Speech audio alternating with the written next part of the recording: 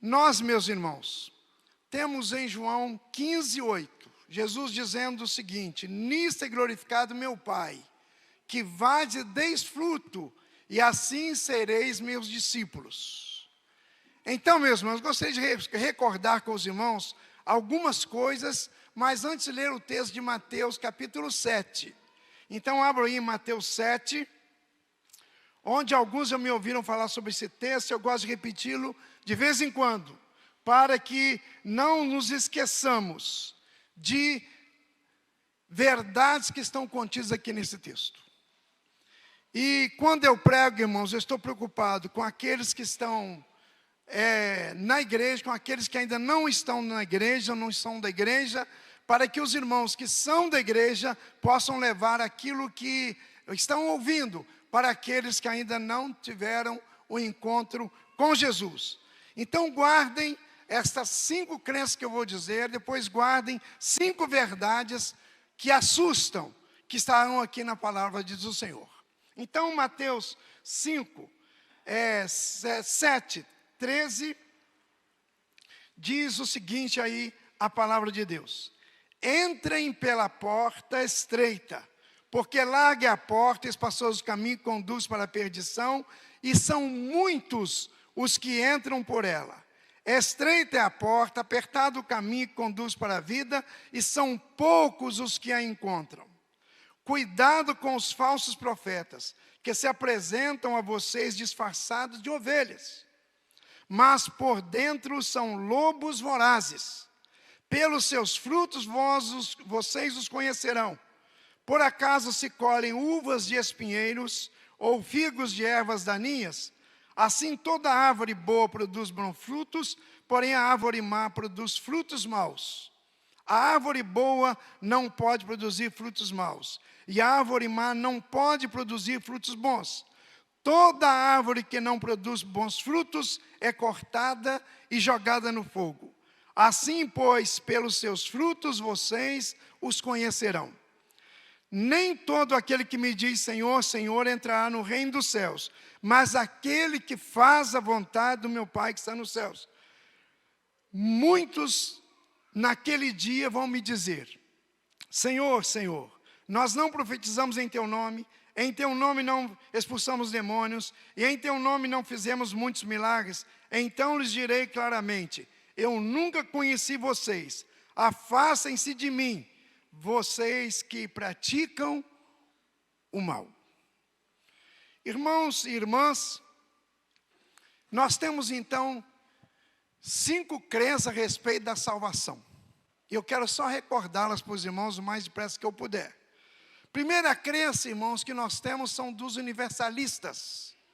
Os universalistas acham que no final nós somos um Deus bondoso, maravilhoso, misericordioso, piedoso e outros os que você quiser incluir, e Ele não vai condenar ninguém. Todos serão salvos. Se nós crermos nisso, todo o sacrifício que Jesus fez na cruz, toda a história da salvação não tem nenhum sentido. Se vamos ser perdoados, se todos serão perdoados, então não tem sentido nenhum o sacrifício de Jesus. Mas Mateus 25, 31 a 46 nos dá uma receita muito firme, verdadeira, desta convicção que alguns têm. Jesus disse em Mateus 25, 34, que então o rei dirá aos que estiverem à sua direita: vinde benditos de meu Pai, e possuí por herança o reino que está preparado desde a fundação do mundo. Mas dirá também no verso 41, aos que estiverem à sua esquerda: apartai-os maldito para o fogo eterno, preparado para o diabo e os seus anjos. Então, como seremos universalistas se existe céu, se existe inferno, se existe céu para as ovelhas, inferno para aqueles que não entregaram as suas vidas a Jesus? O segundo grupo são os pluralistas.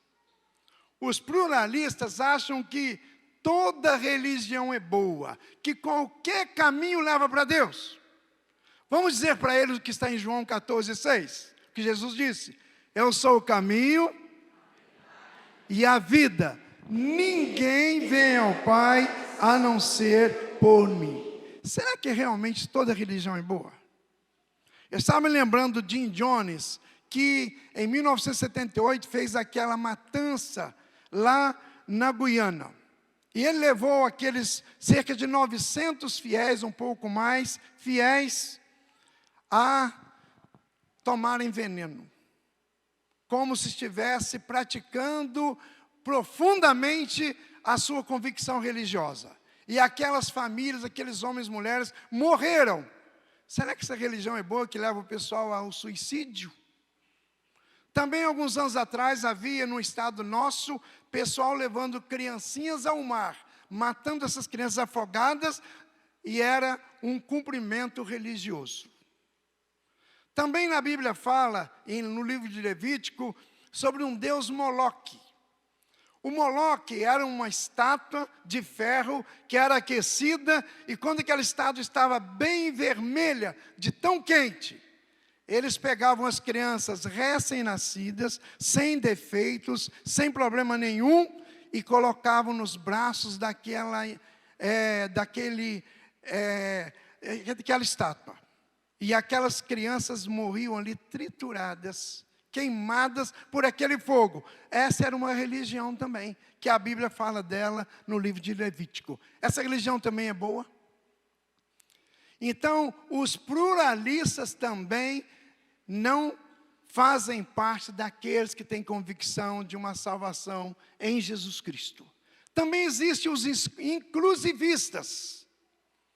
Os inclusivistas acham que os bons, que aqueles que fazem bem, que fazem caridade, que fazem as coisas boas, que não falam mal de ninguém, que não mentem. Perguntaram uma vez um cidadão se ele mentia. Ele disse que não, nunca menti. Acabou de mentir, né? Então, os inclusivistas acham que até os ateus poderão ser salvos. Há ateus que dizem: eu sou ateu, graças a Deus. Mas eu não sei se vocês ouviram a história daquele professor universitário que era ateu. E ele então quis defender a sua crença diante dos seus alunos. E ele lá na universidade, aquela turma de alunos, e ele provocando aquela gente cada dia. E um dia ele resolveu levar um ovo. E colocou sobre a mesa ali do professor.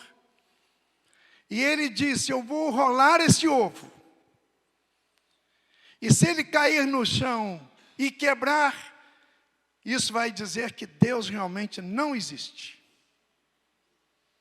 E ele perguntou, tinha alguns alunos até ali evangélicos, ele perguntou: alguém quer vir aqui provar que o seu Deus existe? Pode vir. E aí a turma toda ficou pensando: se eu for e provar alguma coisa, ele pode me dar uma nota ruim, então vou ficar na minha. Mas teve um rapaz muito simples, corajoso, que se levantou. E foi lá e disse: professor, eu posso fazer uma oração? E o professor disse: pode fazer uma oração, isso não vale nada mesmo, pode orar. E ele então se ajoelhou ali perto daquela mesa, daquele ovo, e disse: Senhor, tenha misericórdia de nós. Que esse professor role esse ovo, e ele caia no chão, e não se quebre. E se esse ovo não se quebrar, eu quero que o senhor mate esse professor aqui agora.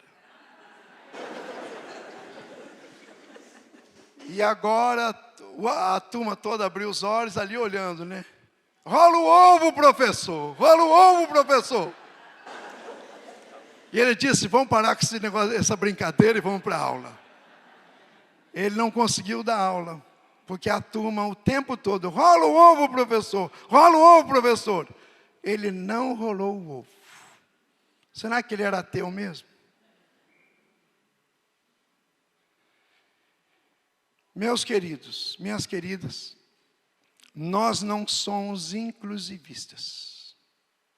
Também não somos aniquilacionistas. Os aniquilacionistas creem que a pessoa que vai para o céu vai viver no céu eternamente, vai ter alegria, gozo, mas aqueles que forem para o inferno logo serão purpurinados, queimarão e acabarão. Entre esses estão alguns que são da reencarnação. E eu fico penalizado com alguns da reencarnação. Porque nenhum de nós gosta de cemitério, de caixão, de morto. A gente chora, vai lá. A gente que é pastor vai lá, prega, ora, mas não temos prazer naquilo. Já pensaram uma pessoa que vai, volta, morre uma vez, outra, morre de novo, volta. Que sofrimento, minha gente. E a Bíblia diz em Hebreus 9, 27, que ao homem está ordenado morrer uma só vez. E depois disso vem o juízo. Se a pessoa que vai e não pode entrar no paraíso e volta para melhorar, e não pode entrar ainda e volta novamente, o mundo deveria estar cada vez melhor, porque as pessoas devem voltar um pouco melhores, não é? Mas se o mundo está piorando, parece que lá está piorando as pessoas, porque elas estão voltando piores. Irmãos, nós não somos aniquilacionistas. E os hinduístas são aniquilacionistas. E eles têm um estado que eles chamam de nirvana. E eles creem que a pessoa vai, volta. E quando ela estiver, então, totalmente purificada, ela se torna impessoal. E ela não sabe mais quem ela é.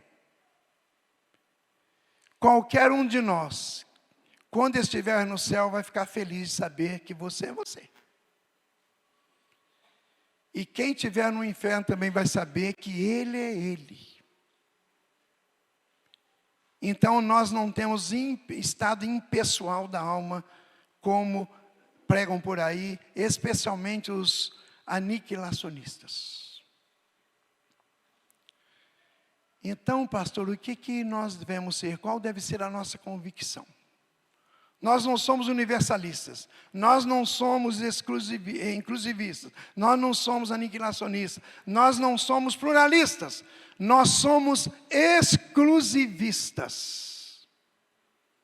Porque a Bíblia diz em Atos 4:12, e que em nenhum outro há salvação. Porque também debaixo do céu, nenhum outro nome é dado entre os homens, pelo qual devamos ser salvos. E nós fazemos campanhas aí, não é? Só Jesus Cristo salva. Jesus Cristo diz, 1 Timóteo 2, que é o único mediador entre Deus e os homens. Jesus Cristo, o Filho de Deus. Então o nosso Deus é um Deus de relacionamento, porque Jesus deixou o céu. E Jesus já existia, era o filho mais velho do que a mãe dele. Já viram isso? Quando Jesus nasceu aqui no mundo, ele orou: glorifica-me tu, ó Pai, com aquela glória que eu tinha contigo, antes que o mundo existisse. Então Jesus, a Trindade, ela existe antes da criação do mundo. Por isso que a palavra de Deus diz em Gênesis capítulo 1, Bereshit bara Elohim tam van haaretz. Diz lá, no princípio criou Deus, isso é plural de Deus. E Elohim, singular de Deus é Eloá, e Elohim é o plural de Deus. Então, o Pai, o Filho e o Espírito Santo já estavam na criação, e vários textos da Bíblia que mostram que é assim. Então, meus irmãos, nós somos exclusivistas. Nós cremos que só há um Salvador chamado Jesus Cristo. E que sem Ele, nós não podemos chegar um dia a Deus. Que Ele é o caminho que nós devemos andar. A verdade na qual devemos crer. E a vida que precisamos levar. Agora, o texto que nós lemos diz o seguinte: entrai pela porta estreita. Entrem pela porta estreita. Meu querido, guardem estas considerações desse texto de Mateus 7,13, porque você vai poder abrir a sua Bíblia e mostrar para os seus amigos que ainda não têm um relacionamento com Jesus. Então, irmãos, a primeira verdade que está aqui nesse texto é que nem todos serão salvos. Já falei do universalismo aqui, contraria o universalismo. Nem todos serão salvos. E no verso 21 que nós lemos: nem todo aquele que me diz Senhor, Senhor entrará no reino dos céus, mas aquele que faz a vontade do meu Pai que está nos céus. Esse vai entrar no reino dos céus. Então, nem todos serão salvos. Eu já falei para os irmãos que os universalistas, eles defendem que todos serão salvos. Mas Jesus está dizendo que quem entra pela porta estreita são poucos. Mas quem vai entrar pela porta larga? Multidão. Então aquele ditado que nós ouvimos muito por aí, vox populi, vox dei, a voz do povo é a voz de Deus, na Bíblia isso não funciona. Quando Moisés mandou lá aqueles espias ir ver a terra prometida, eram 12.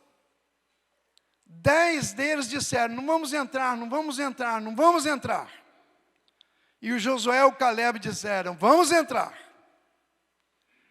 Então, mesmo sendo de 2 a 10, o povo entrou na terra prometida. E aqueles incrédulos tiveram que viver 40 anos circulando para que eles morressem, para que os que creram pudessem entrar na terra prometida. Então, meus queridos, minhas queridas, nem todos serão salvos. Diz o texto: entrem pela porta estreita, porque larga é a porta e espaçoso o caminho que conduz para a perdição. E são muitos. Irmãos, aqui na Bíblia a maioria está perdida. A maioria está perdida. Qual o caminho, qual é a porta que você está entrando? A porta estreita? Diz aqui a palavra de Deus: porque estreita é a porta, é apertado o caminho que conduz para a vida, e são poucos os que passam por ela. Você está entrando pela porta estreita ou pela porta larga, onde todo mundo vai entrar? Então Jesus está dizendo: entre pela porta estreita. Você já escolheu a porta que você deve entrar? Ou você continua entrando pela porta larga? Eu gosto de lembrar que me deram um folheto uma vez dizendo o seguinte: o que é que você precisa fazer para ir para o inferno? E eu fiquei assim, bem contente, não é? Eu vou ler, não faço, não vou. Mas quando eu abri aquele papel, estava totalmente em branco. E eu fiquei frustrado. Aí eu virei outra página e estava escrito: você não precisa fazer nada para ir para o inferno, não, já está indo. Sabe por quê, irmãos? Que a Bíblia diz que todos pecaram e destituídos estão da glória de Deus. Diz também em Romanos 6,23 que o salário do pecado é a morte, mas o dom gratuito de Deus é a vida eterna em Cristo Jesus nosso Senhor. Então, se você não fizer nada, já está perdido. Quem quiser ser salvo, tem que fazer alguma coisa. Mas quem não quiser fazer nada, já está perdido, porque o salário do pecado é a separação de Deus. E se todos somos pecadores, como somos pecadores, todos já um dia estivemos separados de Deus. E a única pessoa que pode nos conduzir de volta a Deus chama-se Jesus Cristo, caminho, verdade e vida. A segunda verdade que tem aqui nesse texto é que o número de salvos, então, será menor do que o número de perdidos. E lemos aqui que muitos vão passar pela porta larga e poucos vão passar pela porta estreita. Se você um dia aceitou Jesus como seu Salvador, o seu nome está escrito no livro da vida. Irmãos, a maior festa que existe no universo, no mundo, no céu, é quando alguém se arrepende dos seus pecados e recebe Jesus como Salvador. Quando Jesus mandou em Lucas capítulo 10, verso 20, Ele mandou os discípulos no Lucas 10 para pregar o Evangelho. E Ele mandou que eles saíssem e pregassem. E eles voltaram contando tanta experiência bonita, não é? Vimos Satanás caindo do céu como um raio, curamos enfermos, expulsamos demônios, e eles estavam pulando de alegria. E Jesus, epa aí, calma aí. A alegria de vocês não deve ser essa não. A alegria de vocês é ter um nome escrito no livro da vida. Essa deve ser a nossa alegria. Amém, irmãos? Você já pode ter essa alegria de ter o seu nome escrito no livro da vida? E naquele último dia, você ouvir, fulano, Beltrano, Ciclana. E você vai poder entrar para sempre estar com Jesus no céu.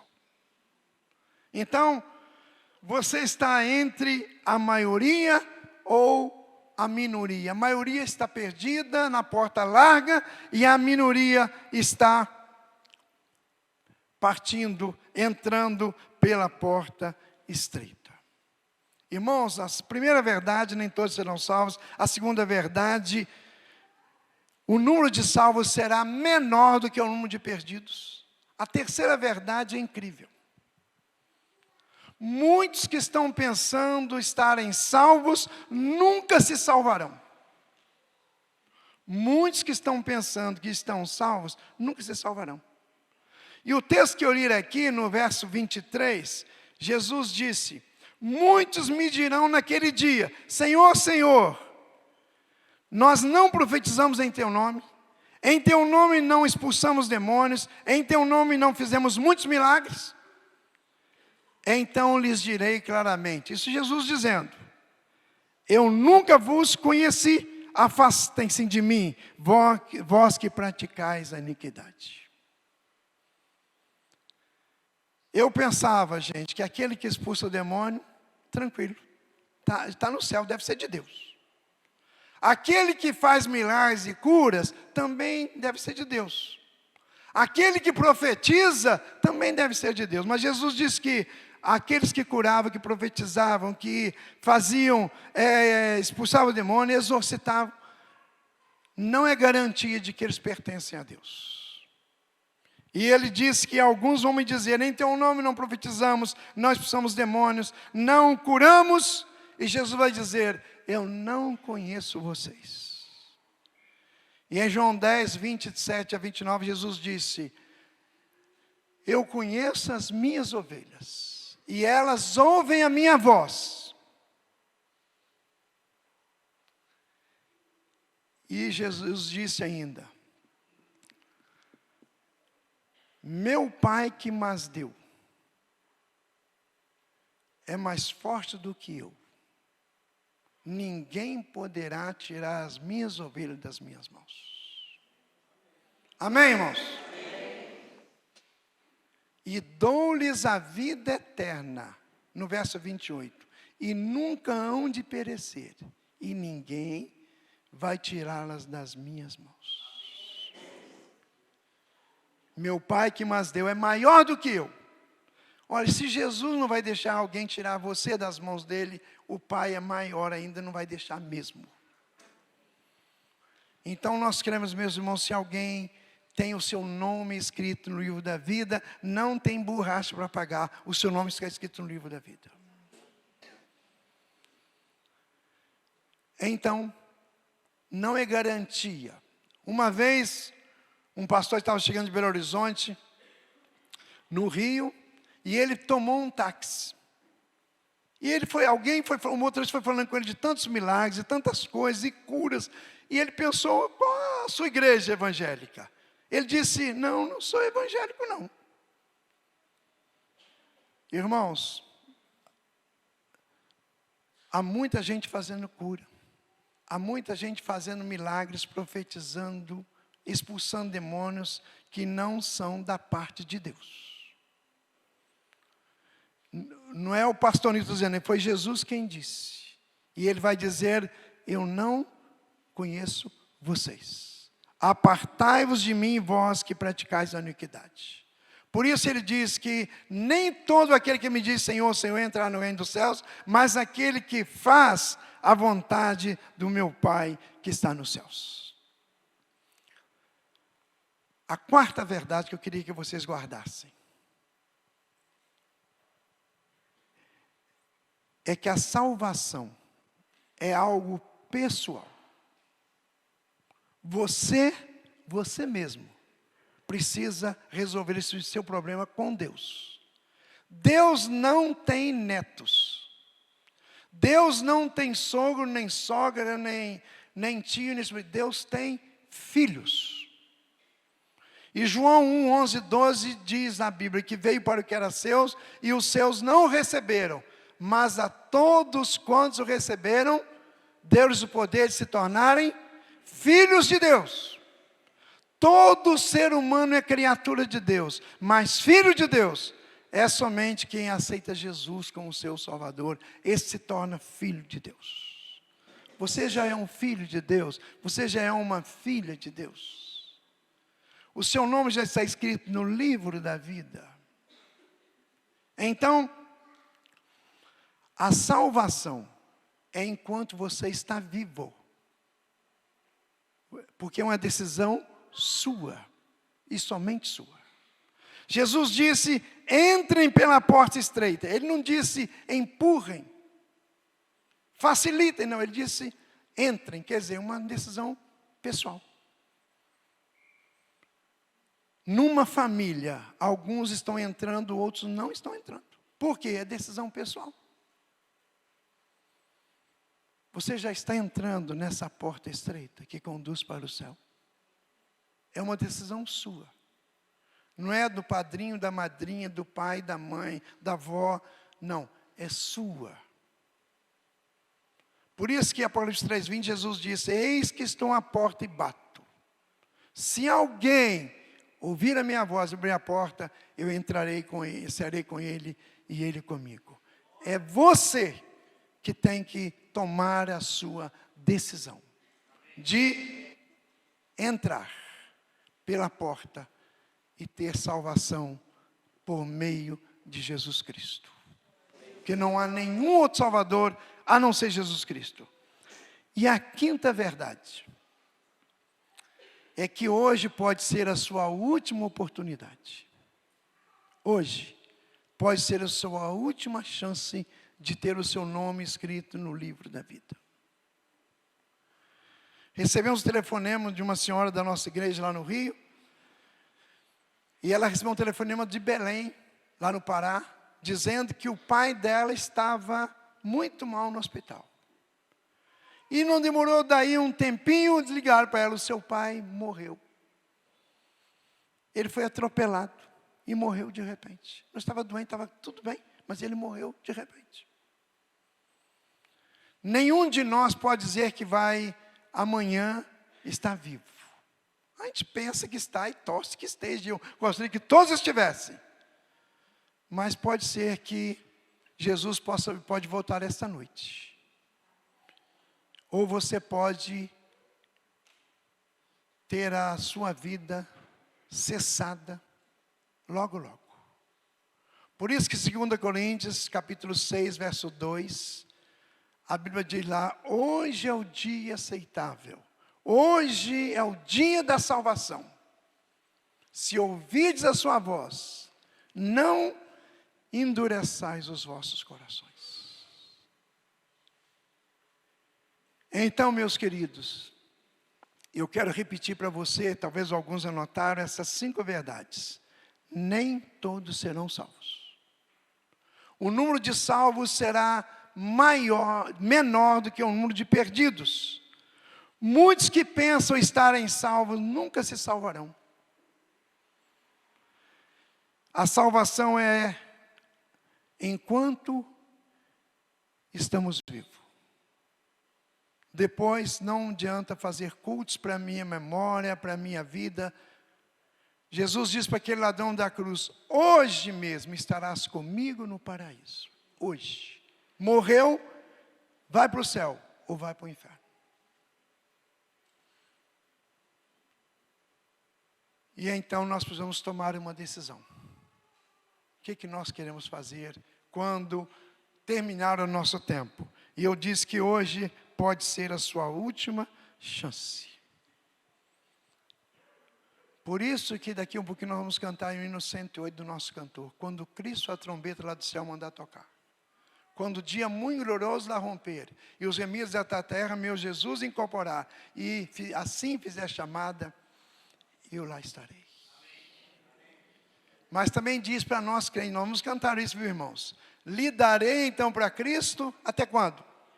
Até o dia terminar. Que mais? Falarei do seu amor por nós aqui. Quando, pois, findar a vida e o labor aqui cessar, e fizer então chamada, eu lá estarei. Feche seus olhos, cruze sua cabeça aí no seu lugar.